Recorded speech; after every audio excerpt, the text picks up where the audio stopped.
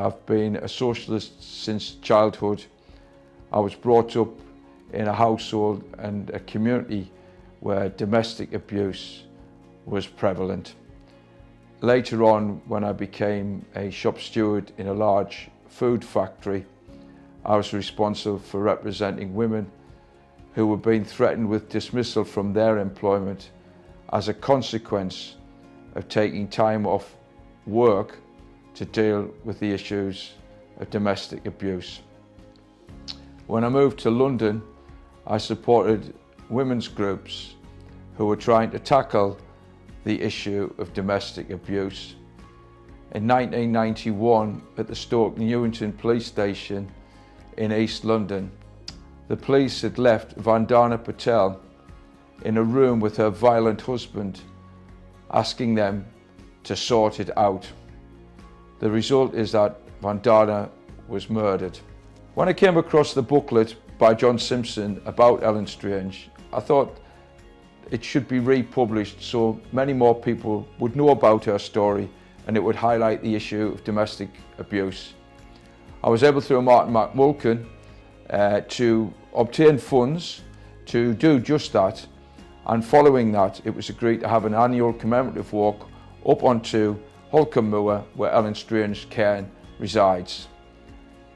I think it has helped to highlight increasingly the issues of domestic abuse, and I'd like to think that in some small way it is therefore playing a part in trying to tackle what is the scourge of society.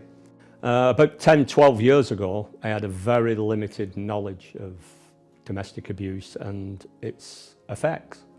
And now I fundamentally realise it's at the root of our society.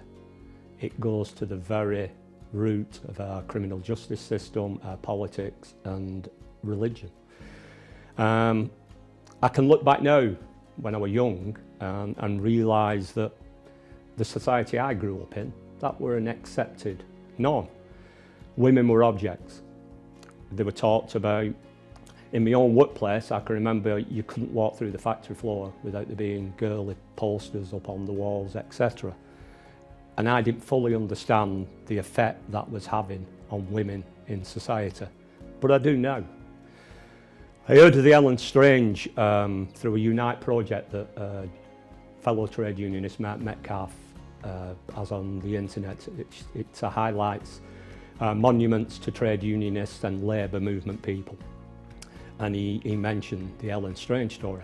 Luckily, the North West region of Unite were happy to give us £2,200, which funded the republish of the book and enabled us to put on a bit of a buffet for when we held the event. It's grown immeasurably since then. However, during COVID, we were concerned that it was going to fizzle out because of the changes of attitudes. But since then, I'm really pleased to say we've had turnouts of 60 plus. Union funds have been absolutely vital to this project. This film and the accompanying booklet is being made purely possible by donations from private trade unionists and the trade union movement. And once again, Unite in the North West has really stepped up. I'm the Community Hub Coordinator for the Endeavour project, which I first came into contact with as a victim of domestic abuse when I needed support in the community. This support enabled me to remain in my home and get my life back on track. My abuser was barred from making contact with me, and I later went on to university where I gained a degree, and I now come full circle and work for this wonderful organisation. When I first heard the Ellen Strange story, I was like, wow, a monument to a domestic abuse victim from the 1700s, and it's the only one. How's that happened? That's amazing. And the fact that it's up here and it's up north and it's a working class woman made me even more connected. I remain fascinated by it. I'm thinking this should be more known, but also maybe it's not the only one. It's just the only one we know of. Maybe there are more women like Ellen Strange out there just waiting to be found. I first heard about Endeavour through my own recovery journey of domestic abuse back in January 2024. I've been through a horrific time. My partner at that time was mentally and physically abusing me. He did an abundance of different things to me. He'd installed spyware on all my devices, he was monitoring all my movements, he had access to all my bank account information, access to the lot basically. He even placed a tracker inside my car, but we didn't live together and he lived 40 miles away from me. So after around 18 months of this mental abuse, it all came to a head and he physically assaulted me. He hit me that hard round the face. I fell unconscious and when I woke up he was actually strangling me.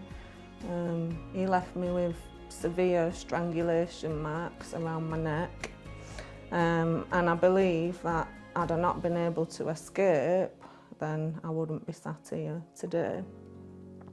And then I started my own recovery journey, and I fell in love with going out hiking. And one of the areas that I used to visit was up on Holcombe Moor. And during one of my hikes one day I came across this Ellen Strange monument. I didn't have a clue what it was or what it represented, and it intrigued me to find a bit more information out about what it actually stood for. And I'd noticed it hadn't even come up on my Ordnance Survey map, which I thought was quite unusual. So since discovering the story of Ellen Strange, every time I go up on Holcombe Moor hiking, I always stop off at the cairn and I just sit, just for a moment, just to remember Ellen and how awful her final moments must have been, really. And it makes me feel quite emotional that I'm actually able to sit there, but she had that chance taken away from her, didn't she? Last year I actually attended the Ellen Strange Memorial Walk, and I found it deeply moving, seeing everybody just come together and remember Ellen, and sadly the other victims of domestic abuse that had lost their lives during the previous year. So I volunteer now at Endeavour, where I facilitate a weekly walking group. And this is my journey, but it's far from over yet. We're a community domestic abuse charity based in Bolton since 1997. And the charity was founded by a survivor, Carol Marsden, and lived experience runs through everything that we do. I joined Endeavour because of the ethos of the charity. It's all about community and heart. So we support people in their own homes, people in temporary accommodation, people who are sofa surfing as well, because it's about dignity and it's about meeting need. So if we go into someone's home and they haven't got any food or the heating's not on, that's the sort of thing we try to address as well, because it's not just all about domestic abuse, but it is about overall safety.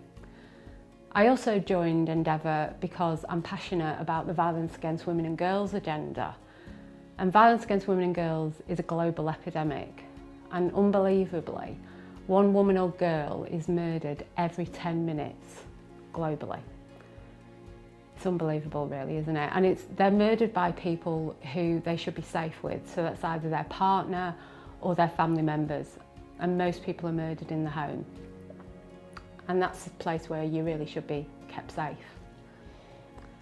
I also am passionate about other domestic abuse related areas, such as domestic abuse related harm and suicide. So for the last 2 years now, domestic abuse related suicide has overtaken partner homicides, and we need to have more of a conversation about that. And we also need to talk more about recovery and ongoing support and helping people for as long as they need. As a charity as well, we are facing increasingly different forms of abuse every day. Things are changing. So we're seeing digital abuse on the rise. We're also, by the end of 2024, we're starting to see digital images as well and AI being used to create deepfakes. And these are causing considerable distress for people. We never work alone, we always work in partnership with people. So whether that's housing, or it could be other community groups, it could be the police, it could be probation, whichever way a person wants to take their journey, we'll work together. And everyone has a different pathway through domestic abuse services, but it's about their safety and it's about their dignity and it's about informed decisions at the end of the day. When I'm talking about Ellen Strange and when I think about Ellen Strange, something strikes me really, because I live in the local area, I live opposite Holcombe Hill, and I see the hill from the window every day. And I think to myself, Ellen's story actually could be today. So even though she died in 1761, I look at the bare bones of the story and say, this is a woman who was in an argument with her husband, and she took herself away from that situation. And then he pursued her, he attacked her, and he left her to die. Now that story, I could probably pick out a story from any of the intervening years between then and now and say, why are things not changed? What can we do to push this agenda on really? And what we can do is keep highlighting the issue, and we can keep having conversations as well. And as a community, we need allyship around this area. So what we do at Endeavour is we empower people. We make sure people are safe, but we don't do things for them, because you have to make an informed decision really about your safety on your terms. I manage the child protection and complex safeguarding team at Bolton. It's a challenging place to work, and we get high volumes of demand including lots of domestic abuse. But as someone who likes to work hard and is driven to provide a good service to the local community, it's always also something I really enjoy. One of the biggest challenges is managing the welfare of my team. They deal with high volumes of upsetting work, and I have to ensure that they're looked after so that they can continue to investigate crime successfully and remain fit and healthy themselves while doing so. Dealing with my staff with compassion and humanity enables them to do the same for the victims that they serve. Combating violence against women and girls is an organisational and national priority. To do that effectively, we have to work alongside community partners such as Endeavour to provide a holistic approach for victims and their families.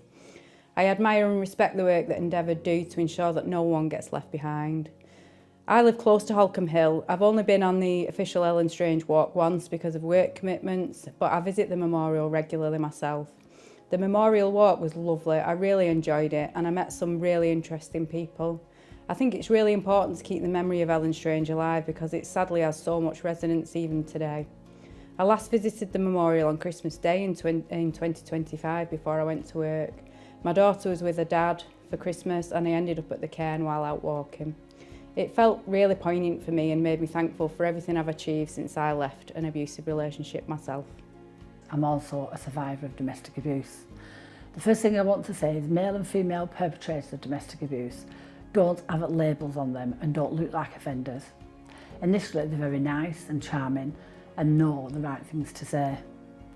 My experience inspired me into wanting to do something to help others facing a similar lack of support. It's not ideal today, but it's a lot better than what it was 40 years ago. The Domestic Violence Disclosure Scheme, commonly known as Clare's Law, allows individuals to request information about a partner's violent past and enhances a victim's personal safety. Endeavour works with some fantastic police officers who help and support us in regards to disclosures. The housing crisis makes it difficult for victims to move to safe locations, and some victims of sexual violence are waiting up to 5 years to have their day in court. The government has claimed it's going to halve domestic abuse within the next 10 years, but that can only be achieved with more funding made available to tackle the problem. So when Martin McMulkin told me about the Ellen Strange and the idea of holding the event in Our Come More to remember all the victims of domestic abuse, I thought it was a great idea and immediately got the backing of Endeavour. We've organised to take many people on the annual walk up the moor. Nobody is excluded. Those who can't make the walk are included in the day with activities at the church. As well as being involved in the church, I'm very interested in local history, and I'm also a walker. So when the Ellen Strange team came from Endeavour, I started going up the hill to the memorial site. with the walkers from Endeavour, Unison, Unite and all sorts of other organisations. In time I was asked to take part, offering one or two fairly simple but telling comments and some prayers. It has always been a great pleasure to join in this special event, especially as Ellen Strange is buried in our churchyard. It was quite a difficult job to find out where she was thought to have been buried, because it was many years ago that she'd been murdered up there on that hill. There's a song by Charlie Rich, "Nobody knows what goes on behind closed doors," and none of us really know what people have got to go through when they have to live with abusive partners. Hiya, I'm Andrea Egan and I am the General Secretary of Unison, and we've got over 70% of our members that are women. I am from Bolton. I was the Bolton Local Government Unison Branch Secretary for many years before I recently became elected, and I've got a strong connection with the Ellen Strange event. I first heard of it over 10 years ago, introduced by another comrade from another trade union who told me about this walk up at Alcombe Brook, and it was about going up there and remembering women that had, and not just women, others, family members that had been murdered through domestic abuse. And having a background of social work in children's, it really interested me commemorating those that have lost their lives. So I went along and I've been hooked ever since, in the fact that it is such a poignant event. It serves as a reminder about the epidemic of abuse that is in society at the moment. So my branch became involved then. We make sure that it becomes an annual event that we advertise and encourage as many of our members to attend. And it's, whilst it is a very poignant event, it's also a really uplifting event to be with others from the community and from other trade unions, joining together, also reminding ourselves around the fact that domestic abuse, as I said, it's at epidemic proportions here in the UK, and it serves as a reminder to us that we must do more.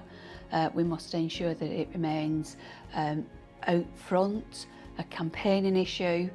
I'm very proud that my branch has now agreed to be part sponsor to the event on the day when it happens, and I would encourage you to learn a little bit more about it and come along and join us. Thank you.